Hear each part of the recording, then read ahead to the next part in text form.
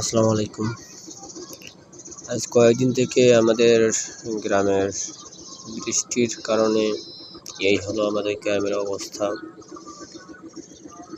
বৃষ্টির পরিমাণ দিন দিন বৃদ্ধি পাচ্ছে, আর পানির পরিমাণটা আরও বৃদ্ধি পাচ্ছে। জানি না আরও কতদিন বৃষ্টি হতে পারে। এই বৃষ্টির কারণে অনেক ক্ষয়ক্ষতি হচ্ছে। জমির ধান দেখেন কি অবস্থা, জমির ধান কতটুকু পানির উপর।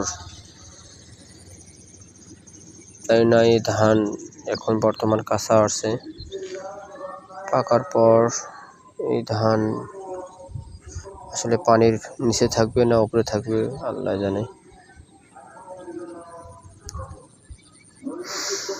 তাই জানি না আরো কতদিন এই বৃষ্টির পরিমাণ থাকবে, কবে যে বৃষ্টি কমবে আর খরার মধ্যে প্রবল হবে।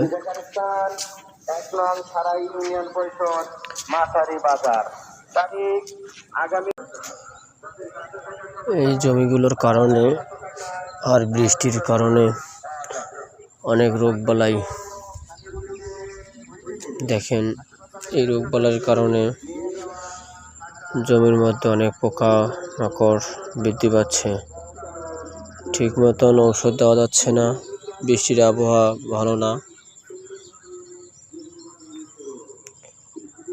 আবহাওয়া ভালো যে কবে হবে? জমি যদি এই আবহাওয়ায় থাকে, ঔষধ দিতে যদি না পারা যায়, তাহলে তো ধান ঘরে ওঠানো সম্ভব না। এই কষ্টে কি আর বলি।